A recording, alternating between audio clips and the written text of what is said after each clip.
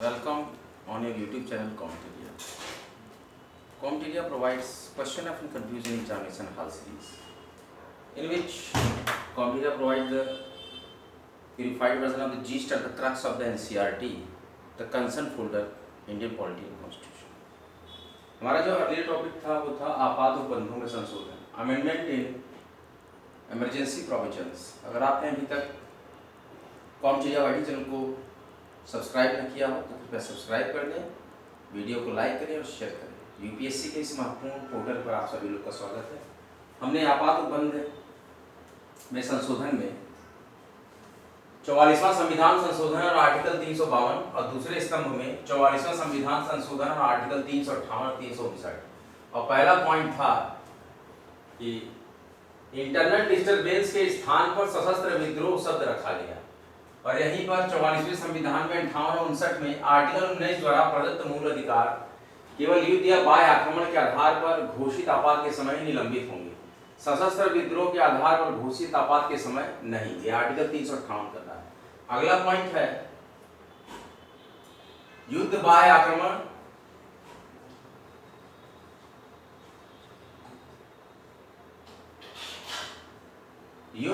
आक्रमण ये हम आर्टिकल 352 44वां संविधान संशोधन में बोल रहे हैं।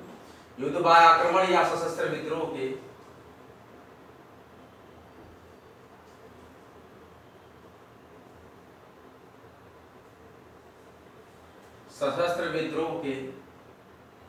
आसन्न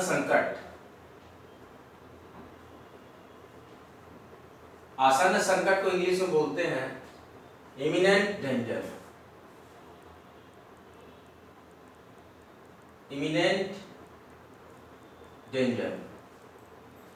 के आधार पर आपात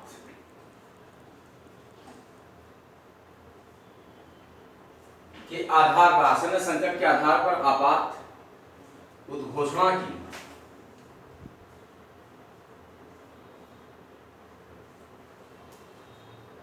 राष्ट्रपति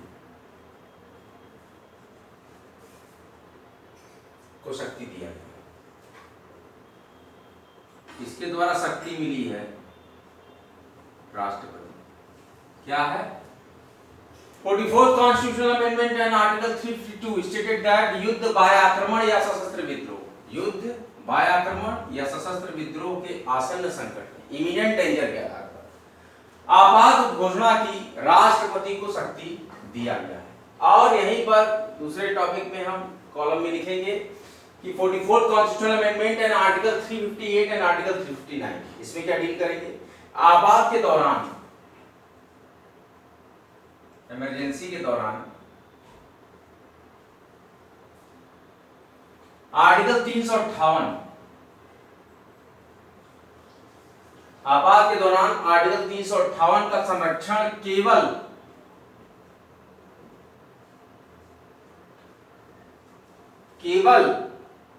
उन विधियों को प्राप्त होगा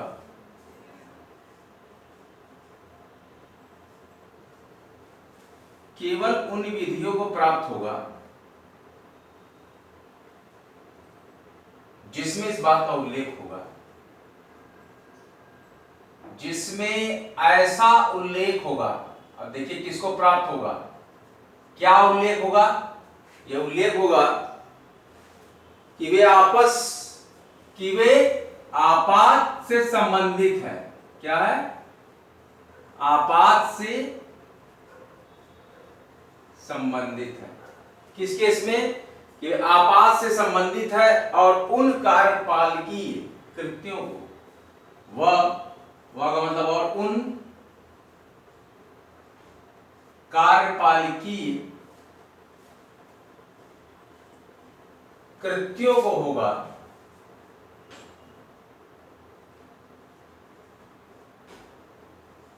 जो ऐसी विधियों के अधीन किए गए हैं।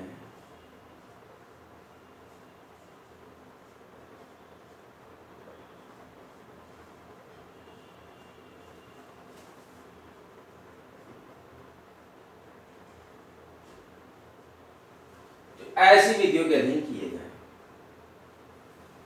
अन्य विधियों या कृत्यों से नहीं। अन्य विधियों या कृत्यों का मतलब जो कर्म आप करते हैं, कृत्यों से नहीं, ये कंडीशन जो फॉलो होगी कृत्यों को नहीं। आर्टिकल 358 सब आर्टिकल 2, देखिए कहा जा रहा है युद्ध में, बाह्य आक्रमण में या सशस्त्र विद्रोह के आसन्न संकट मतलब इमिनेंट डेंजर के आधार पर आपात घोषणा की राष्ट्रपति को शक्ति दिया गया है। किसको? राष्ट्रपति को शक्ति दिया गया है। ये कहता है 44th constitutional amendment and article 352 के तहत टॉपिक। और अगला हमारा इसके आसन्न टॉपिक क्या है कि 44th constitutional amendment and article 358 and article 359 define करता है कि आपात के दौरान आर्टिकल 358 का संरक्षण केवल उन विधियों को प्राप्त होगा जिसमें ऐसा उल्लेख होगा कि वे आपात से संबंधित हैं और उन कार्यपालिकी कृत्यों को होगा जो ऐसी विधियों के अधीन किए गए हैं, आपात से संबंधित। अन्य विधियों या कृत्यों को नहीं। Article 358 sub article 2 define the such type of emergency provisions amendment.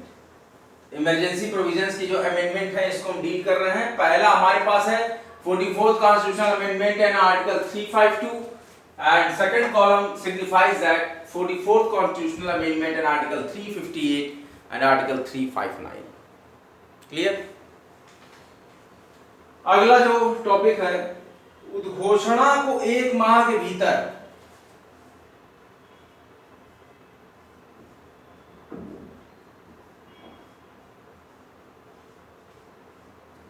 उद्घोषणा को 1 महीने के भीतर विद इन अ मंथ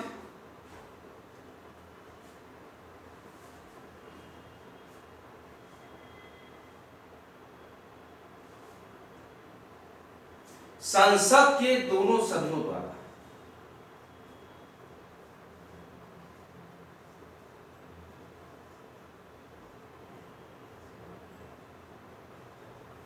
उद्घोषणा 1 माह के भीतर संसद के दोनों सदनों द्वारा विशेष बहुमत से पारित किया जाना।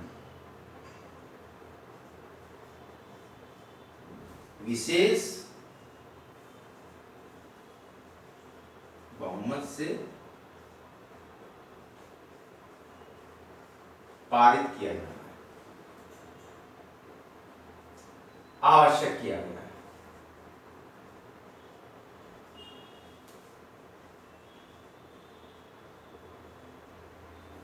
क्या किया गया? और इसके पूर्व ब्रैकेट और इसके पूर्व उद्घोषणा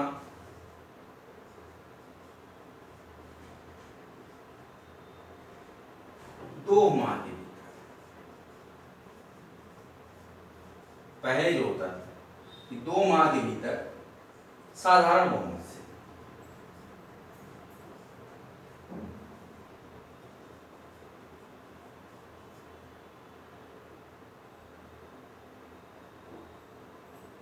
पारित की जा सकती है।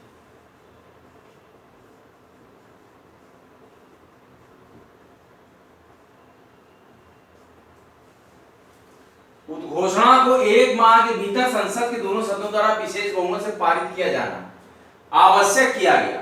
और इसके पहले क्या होता था कि उद्घोषणा 2 माह के भीतर साधारण बहुमत से पारित की जा सकती थी। लेकिन अब यहाँ पे आर्टिकल 350 और 359 के साथ जो अमेंडमेंट आता है 44th कॉन्स्टिट्यूशनल, उसमें क्या पॉइंट हम रीड करते हैं? Article 20 and article 21, article 20 and article 21 ये हम अंडर रीड कर रहे हैं 44th constitutional amendment and article 358 and article 359 के तहत। ये दूसरा कॉलम हमारा, इसमें हम लीनियर चार्ट से पूरा पॉइंट देख रहे हैं कि यहाँ क्या क्या पॉइंट है, वहां क्या क्या पॉइंट है। कि जब हम 44th कॉन्स्टिट्यूशनल अमेंडमेंट को लेते हैं कि आपात उपबंधों में संशोधन क्या होता है, करेक्शन इन इमरजेंसी प्रोविजंस, उसमें 2 कॉलम हमने बनाया है। जैसा कि आप देख रहे हैं कल से ही जो लेक्चर में दे रहा हूँ, लास्ट पॉइंट जो कल का लेक्चर था वही यहाँ पे कंटिन्यू हुआ है कि 44th constitutional amendment and article 352, और दूसरा कॉलम है 44th constitutional amendment and article 358 and article 359। तो आर्टिकल 20 एंड आर्टिकल 21 को राष्ट्रपति द्वारा आपात के दौरान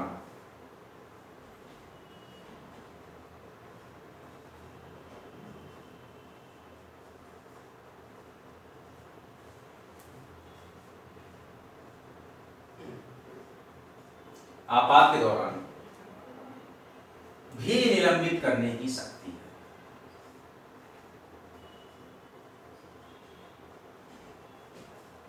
मतलब हर तरह के फंडामेंटल राइट को हम सीज कर सकते हैं जबकि आपातकाल हो,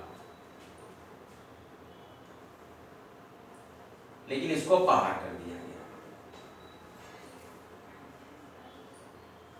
पहले था कि नहीं कर सकते थे, लेकिन अब कर दिया गया। इसमें आता है आर्टिकल 359, यहां पर रूल करता है। कौन सा है? Article 359, article 369।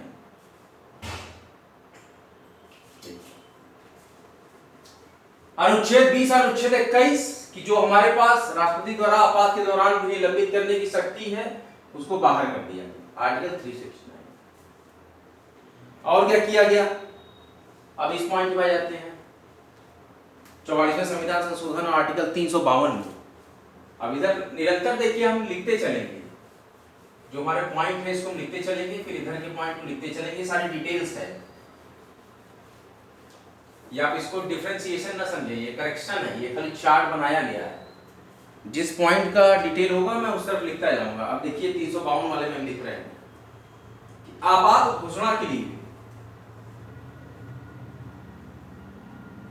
आपात उद्घोषणा के लिए मंत्रिमंडल के विनिश्चय, मंत्रिमंडल के विनिश्चय की लिखित सूचना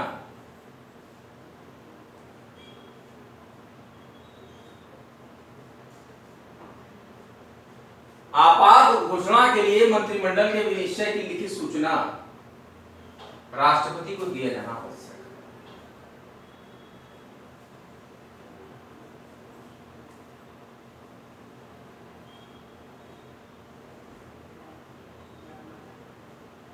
है। ये अनुच्छेद 352 कहता है, जबकि 44th कॉन्स्टिट्यूशनल अमेंडमेंट के साथ साथ इसको अप्लाई करते हैं। तो ये आता है हमारे पास निष्कर्ष की आपात घोषणा के लिए मंत्रिमंडल के विनिश्चय की लिखित सूचना राष्ट्रपति को दिया जाना आवश्यक है। अब हम यहाँ पर देखेंगे अगला पॉइंट हमारे पास जो आ रहा है कि जब कि हम 44th कॉन्स्टिट्यूशनल अमेंडमेंट के साथ रीड कर रहे हैं, साथ साथ आर्टिकल 358 और आर्टिकल 359 को, तो इसमें क्या होता है कि आर्टिकल 359 का संरक्षण भी एटलीस्ट देख लीजिए, इंपॉर्टेंट है। आर्टिकल 359 का संरक्षण भी आपात के दौरान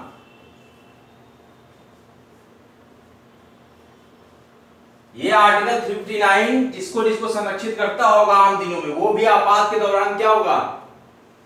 भी निलंबित करने की शक्ति भी, इसको भी, आर्टिकल को भी, इसके लाभ को निलंबित करने की शक्ति, एक इमरजेंसी बहुत ही प्रभाव डालती, करने की शक्ति से बाहर कर दिया गया।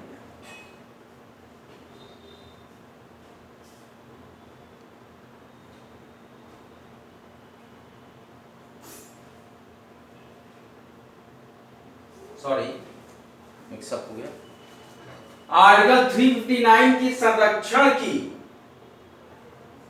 का संरक्षण भी आपात के दौरान, यहां से कंटिन्यू लोग करेंगे। देखिए ये किस हम कॉलम में लिख रहे हैं? 44th constitutional amendment and article 358 और आर्टिकल 359 वाले। इसके पहले हमने जो बताया कि आपात घोषणा के लिए मंत्रिमंडल के विनिश्चय की लिखित सूचना राष्ट्रपति को दिया जाना आवश्यक है, ये आर्टिकल 352 के साथ 44वां संविधान संशोधन था। और अगला 44वां संविधान संशोधन के साथ आर्टिकल 358 और आर्टिकल 59 के साथ हमें डील करना है। अब इसका पॉइंट आता है कि आर्टिकल 359 की संरक्षण भी आपात के दौरान केवल उन्हीं विधियों, देखिए यहां पे आ गया प्रश्न चिन्ह, केवल उन्हीं विधियों, कहां कहां अप्लाई होगा जबकि इमरजेंसी लग जाएगा, को पर्याप्त होगा।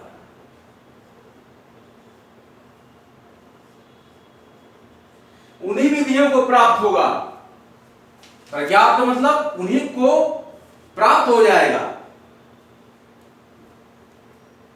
जिनमें इस बात का उल्लेख हो। किस बात का? जिनमें इस बात का उल्लेख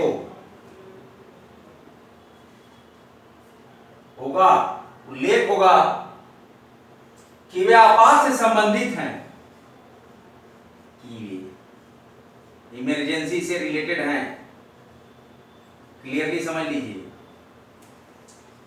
आपात से संबंधित हैं तथा उन कार्यपालिकीय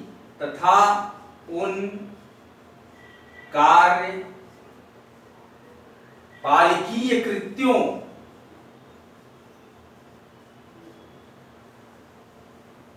को प्राप्त होगा, वो प्राप्त होगा जो ऐसी विधियों के अधीन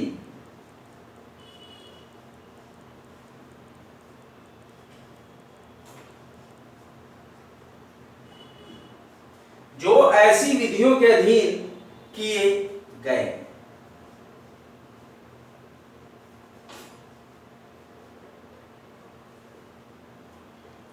अन्य विधियों या कृत्यों को नहीं,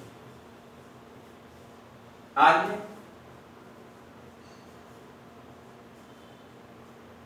विधियों या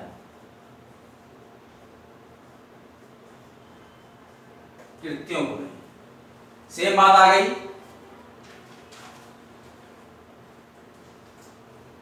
आर्टिकल 359 की संरक्षण भी आपात के दौरान केवल उन्हीं विधियों को पर्याप्त होगा, उन्हीं विधियों को, उन्हीं मेथड को जिनमें इस बात का उल्लेख हो जाए कि वे आपात से संबंधित हैं और उन कार्यपालिकी कृत्यों को प्राप्त हो गई जो ऐसी विधियों के अधीन किए गए हैं, अन्य विधियों या कृत्यों को नहीं, जो कि हमारा प्रीवियस था। अन्य विधियों या कृत्यों को, उसी केस को बताइए कि जहां जहां अप्लाई होगा, जहां जहां इमरजेंसी इफेक्टेड होगा एरिया, वहीं पर इस तरह की चीजों को अप्लाई कर सकेंगे, पर्याप्त कर सकेंगे ऐसे पावर्स को।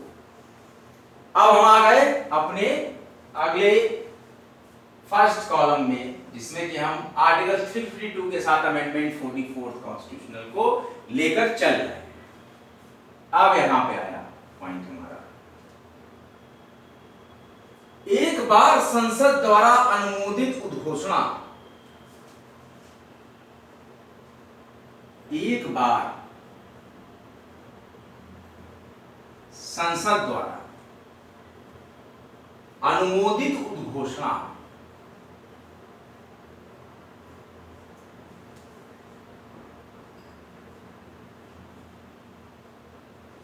एक बार संसद द्वारा अनुमोदित उद्घोषणा मात्र 6 माह, देखिए हमने आपको पढ़ाया था, मात्र 6 माह तक प्रवर्तन में रहेगी, मात्र 6 माह तक प्रवर्तन में रहेगी। लेकिन क्या होगा फिर, आगे जारी रखने के लिए समय अवधि बढ़ानी है, तो क्यों समय अवधि बढ़ानी? क्योंकि स्थिति अनुकूल नहीं हो पाती तो फिर इमरजेंसी को बढ़ाना पड़ता है। आगे जारी रखने लिए पुनः अनुमोदन, लिए पुनः अनुमोदन, फिर से अनुमोदन आवश्यक होगा। अनुमोदन में क्या होते हैं, लोकसभा और राज्यसभा दोनों मिलकर अनुमोदित करते हैं। अंडर ब्रैकेट क्या पॉइंट हमारे पास, इसके पूर्व उद्घोषणा,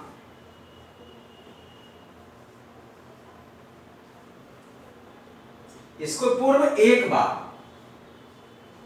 इसके पहले क्या होता था कि इसके इस टॉपिक के पहले जो हम बता रहे हैं कि 6 माह तक के, तो इसके पूर्व क्या होता था, इसके पूर्व एक बार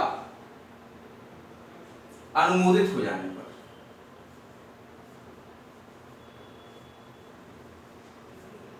पहले जब होता था, पूर्व का मतलब जब हम बता रहे हैं अंडर ब्रैकेट पॉइंट, तो इसमें है कि पहले कैसा था, लेकिन अब क्या है, ये अमेंडेड है 44 के साथ 352 आर्टिकल, ध्यान दीजिएगा। तो कहता है कि एक बार संसद द्वारा अनुमोदित उद्घोषणा मात्र 6 माह तक प्रवर्तन में रहेगी, आगे जारी रखने के लिए पुनः अनुमोदन आवश्यक होगा। अंडर ब्रैकेट जो हम बता रहे हैं कि इसके पूर्व एक बार अनुमोदन हो जाने पर अनिश्चित काल, ये पुरानी बातें मैं बता रहा हूं, इसके पहले क्या होता था, अनिश्चित काल, इस अमेंडमेंट के पहले क्या था, अनिश्चित काल तक प्रवर्तन में रह सकती थी।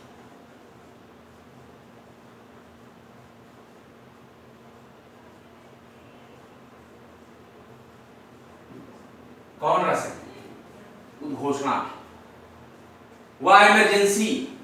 एक बार संसद द्वारा अनुमोदित उद्घोषणा मात्र 6 महीने तक प्रवर्तन में रहेगी, आगे जारी रखने के लिए पुनः अनुमोदन आवश्यक होगा। और इसके पहले जो हम बात धारणा बता रहे हैं, जो पहले कैसे होता था, अभी का तो हमने बता दिया कि पुनः अनुमोदन आवश्यक है, लेकिन पहले क्या था, जब था संविधान में, इसके पहले पूर्व में एक बार अनुमोदित हो जाने पर अनिश्चित काल तक प्रवर्तन में रह सकती थी, ब्रैकेट बंद। इस तरह की घटनाएं होती थी। बहुत ही क्लियरली आप इसको समझिए, जो चीज मैं बता रहा हूं ये यूपीएससी के लिए बहुत ही नितांत आवश्यक टॉपिक है, जो कि यहां पर डिफरेंशिएशन नहीं दे रहा, ये इलेबोरेशन है, इलेबोरेशन ऑफ आर्टिकल 358 359 विद, और कॉम्बिनेशन है हमारे 44वें संविधान संशोधन के साथ साथ किस प्रकार से हम आर्टिकल 358 और 359 को कोरिलेट करते हुए एक इस पर सिंथेटिकल सिनेरियो यहां पर रिप्रेजेंट कर रहे हैं, और साथ ही साथ किसके साथ हम कर रहे हैं, प्राइमरी जो हमारा टॉपिक है वो है 44th constitutional amendment and article 352। इसके साथ दूसरा स्तंभ जो हमारे पास कॉलम है, इसमें है 44th constitutional amendment and article 358 and article 359। अब हमारा जो नंबरिंग है आर्टिकल 358 और आर्टिकल 359 के साथ 44th कॉन्स्टिट्यूशनल अमेंडमेंट का हम अगला पॉइंट यहां पर डील कर रहे हैं। 42वां संविधान संशोधन और आर्टिकल 352।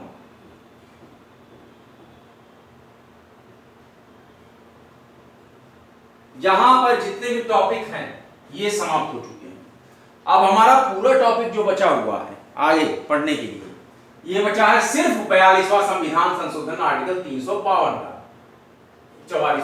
अब देखिए हम यहां पर आपको नया पॉइंट पढ़ा रहे हैं, ये यहां पर खत्म हो गया है चार्ट। अभी इसमें हमारे पास एक दो पॉइंट है, इसको मैं यहां बताऊंगा। अब हमारा जो अगला आ रहा है 44th कॉन्स्टिट्यूशन, अभी तक 44 चल रहा था, अब 42th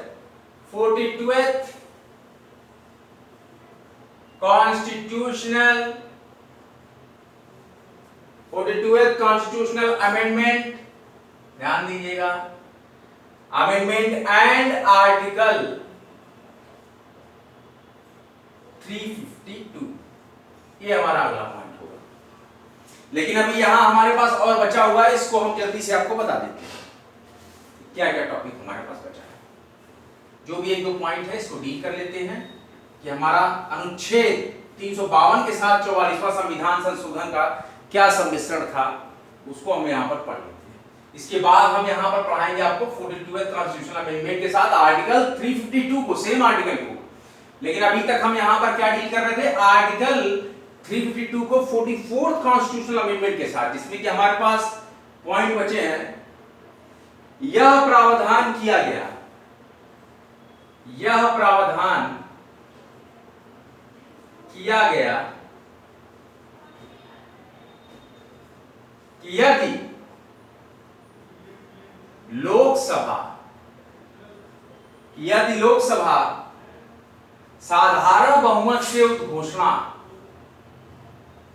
साधारण बहुमत से उद्घोषणा, यह प्रावधान किया गया कि यदि लोकसभा साधारण बहुमत से उद्घोषणा को वापस लेने का संकल्प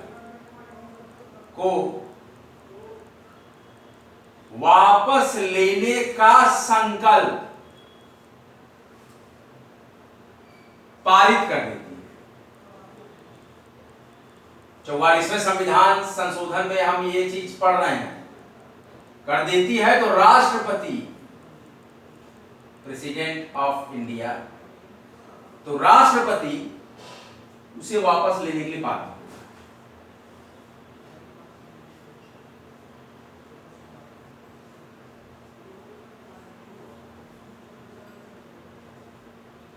क्या समझना? Supremacy powers in president, but in such emergency cases, that supremacy power have a supremacy decision. It is a bunch of the ministerial combination in which the all MPs of the member of parliament and upper senate have decided, अगर यह प्रावधान कर लिया जाए कि यदि लोकसभा साधारण बहुमत से उद्घोषणा को वापस लेने का संकल्प पारित कर देती है। संकल्प का मतलब आप समझते हैं? संकल्प का मतलब कि हम दृढ़ निश्चय कर चुके, संकल्प लेना। संकल्प क्या है? संकल्प को समझिए। संकल्प लेने का मतलब है कि हम वो काम करके ही रहेंगे। तो अगर हमारी पार्लियामेंट ने निश्चय कर ही लिया है पूरे बहुमत के साथ कि अब वापस लेने की बारी आ गई इमरजेंसी, तो माननीय राष्ट्रपति को भी वापस लेने के लिए बाध्य हो जाना पड़ेगा। बाध्य है, बंधे हैं, चाह रहे हैं कि न ले वापस, लेकिन लेना पड़ेगा। यही पॉइंट में समझाना चाह रहा हूं। ये 44वें संविधान संशोधन के साथ आर्टिकल 352 का मिक्सअप है। और इसमें एक पॉइंट और है, यदि लोकसभा की, ये सेपरेट पॉइंट है, यदि लोकसभा के 1/10 1/10 पार्ट भाग सदस्य हस्ताक्षर करते हैं, बहुत ही कम सदस्यों के हस्ताक्षर पर यहां पर बहुमत बन गया है। यदि लोकसभा के 1/10 भाग सदस्य हस्ताक्षर सहित लिखित सूचना सहित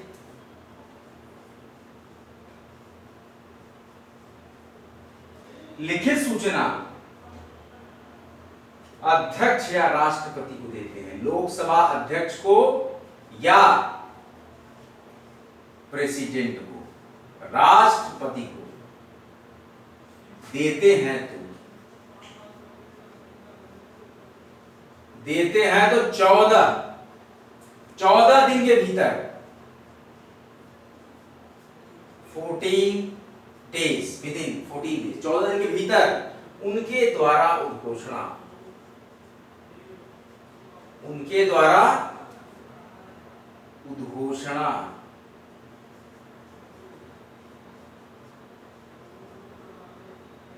को वापस लेने के संबंध, उद्घोषणा को वापस लेने के संबंध में विचार के लिए, किसके लिए? विचार के लिए लोकसभा की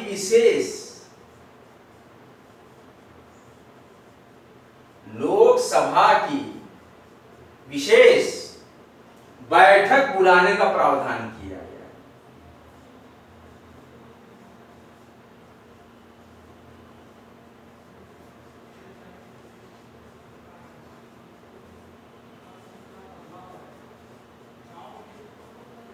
यही बात।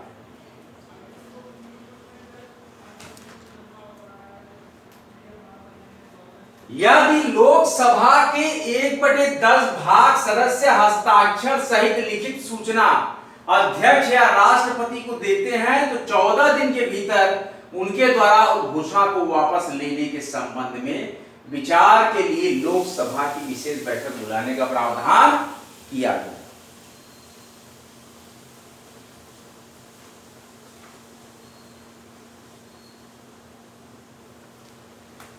Now we have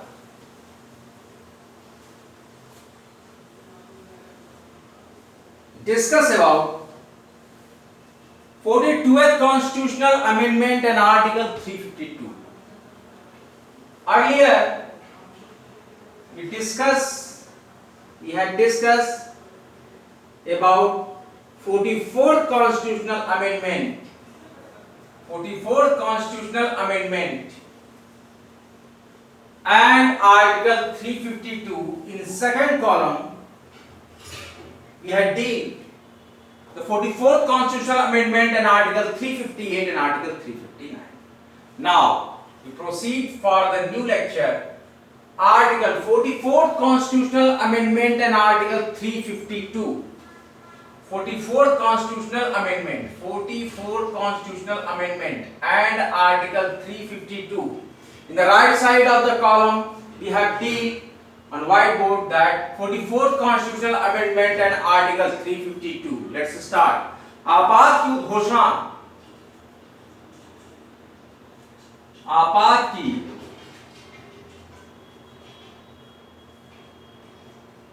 उद्घोषणा संपूर्ण भारत या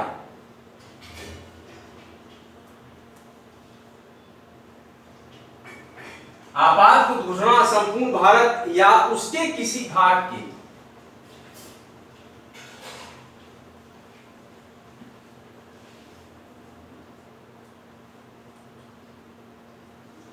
संबंध में किया जा सकता है।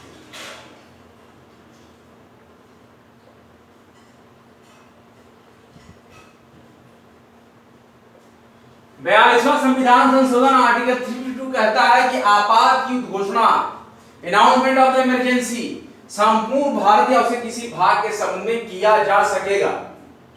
इसके पूर्व मतलब इसके पहले आपको क्या करना होगा, इसके पूर्व इसका प्रभाव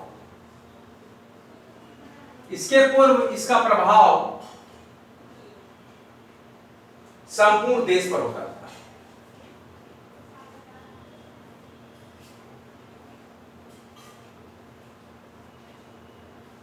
इसका मतलब क्या है, ये पूर्व वाली कहानी क्या है कि अब जो है कि आपकी इमरजेंसी की अनाउंसमेंट जो है संपूर्ण भारत या उसके किसी भाग के संबंध में किया जा सकेगा। लेकिन पहले क्या होता था कि पूरे के पूरे देश पर ही इस तरह के आपात की प्रभाव लागू हो जाते थे, लेकिन अब भारत पर या उसके किसी भाग के संबंध में भी हम आपात की घोषणा कर सकते हैं। यह हमको बताता है 42th constitution amendment and article 352। उद्घोषणा को परिवर्तित करने पर भी, सेकंड पॉइंट, उद्घोषणा को परिवर्तित करने पर भी प्रावधान किया गया।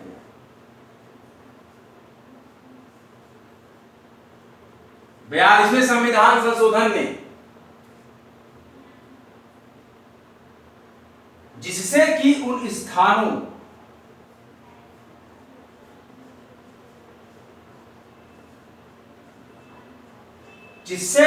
स्थानों से जहां सुधार हो रहा है,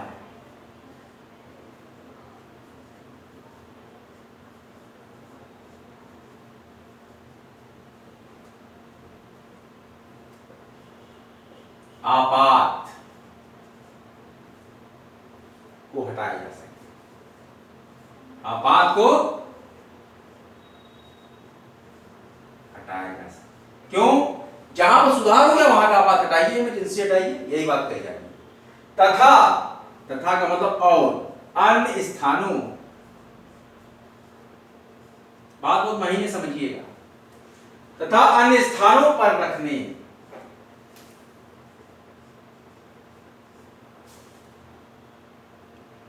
दिया जा सकता।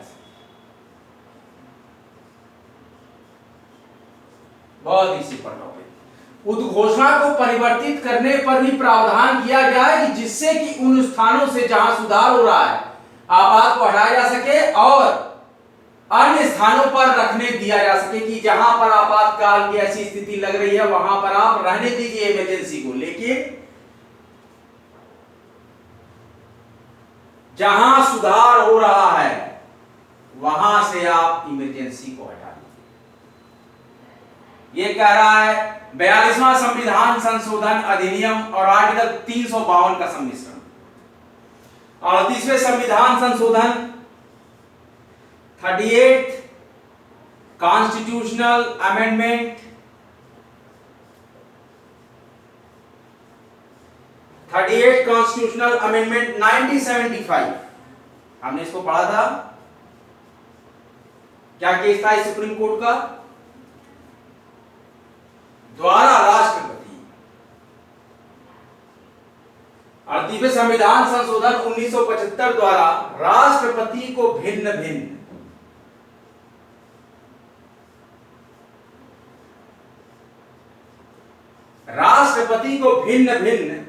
आधारों पर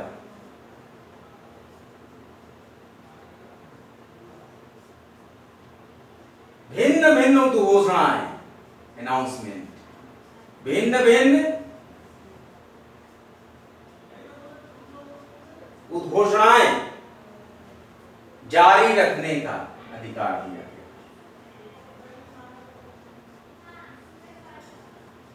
बहुत ही अच्छा टॉपिक दिया गया।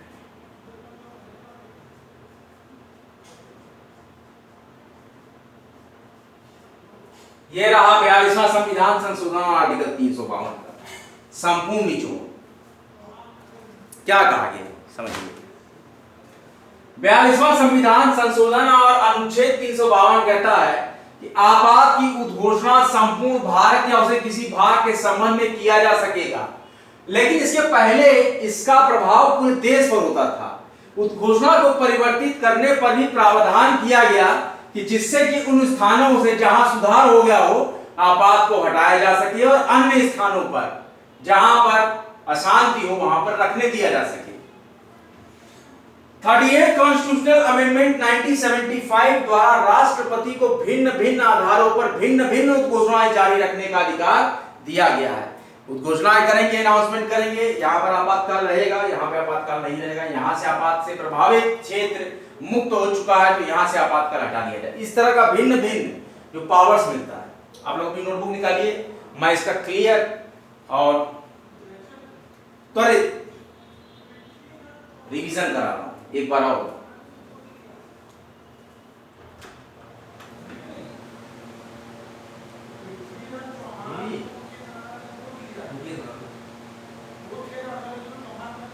बयालीसवां संविधान संशोधन और अनुच्छेद 352। इसके पहले हमने पढ़ा 44वां संविधान संशोधन और आर्टिकल 352। उसके साथ ही साथ हमने पढ़ा 44वां संविधान संशोधन आर्टिकल 358 और 359। तो 44th constitutional amendment and article 352 declares that यह प्रावधान किया गया कि यदि लोकसभा साधारण बहुमत से घोषणा को वापस लेने का संकल्प पारित कर देती है तो राष्ट्रपति उसे वापस लेने के लिए बाध्य होगा, और यदि लोकसभा के 1/10 भाग, क्या कहा गया है,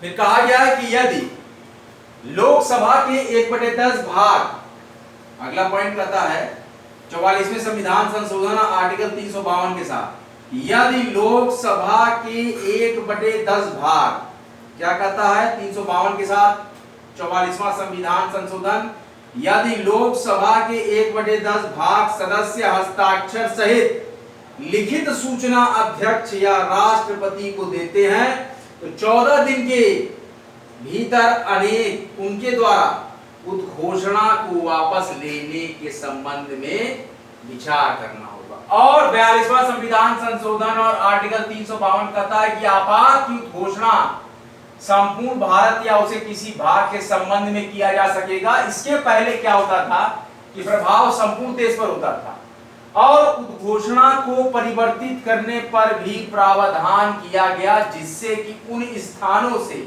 जहां सुधार हो रहा है आपात को हटाया जा सके तथा अन्य स्थानों पर रखने दिया जा सके।